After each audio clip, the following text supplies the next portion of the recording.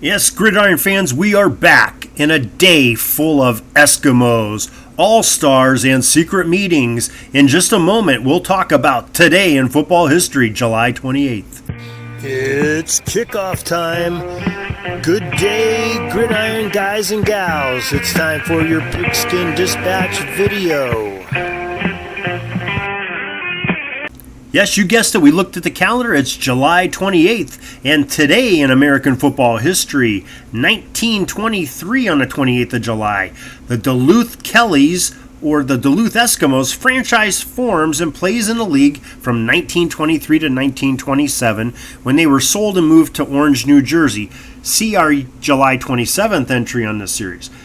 They were originally called the Kelly Duluths, named after the Kelly Duluth hardware store, as the team was put together with the help of the store's owner, M.C. Gebert. 3 years later, they changed their name to the Duluth Eskimos. The teams played very few home games, due mainly to the fact that the harsh early winters that settle in upper Minnesota. As a matter of fact, the team played only one home game over their final 2 seasons. The Duluth franchise was one of the first ever NFL teams to use a logo. Also on the 28th of July, 1923, in St. Louis, the AllStars franchise forms and plays in the NFL for the 1923 season. The idea of the team came together from their starting guard, Ollie Cray, who also owned, managed, and operated the club. Ollie had played for the Rock Island Independents a year earlier. His thought was, since small towns like Rock Island and Green Bay could make a buck off pro football teams, imagine what a larger city like St. Louis could do. He bought into the NFL for $100 and found that getting true All-Stars to play for his squad was quite difficult. Many players either lied that they were All-Stars from the East or gave an alias name so that their parents wouldn't know that they were playing. Unfortunately for Cray, his fans did not support the team, and in September of 1924, the NFL canceled the All-Stars franchise.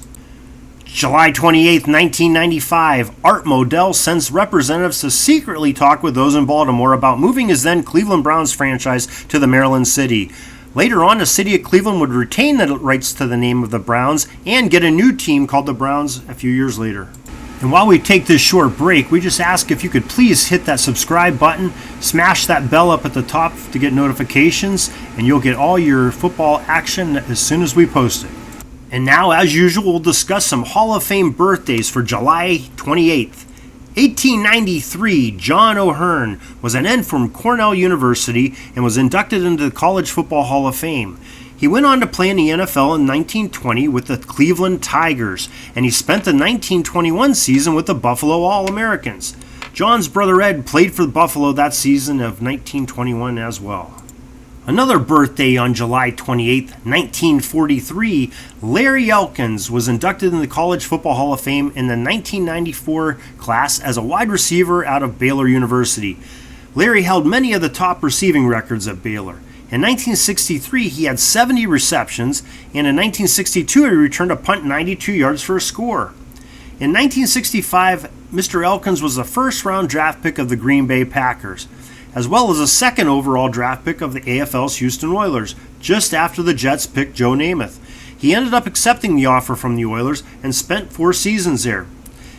Injuries plagued his pro career, though, as he joined the NFL Steelers in 1969, earned a starting job, then broke his collarbone in a preseason game. That's all the football news we have for today, but if you want to stay tuned with what we post on YouTube channel, please click the notification bell up in the upper right-hand corner, the subscribe button down below, and tune in to pigskindispatch.com on our website. And until next time, everybody, good football.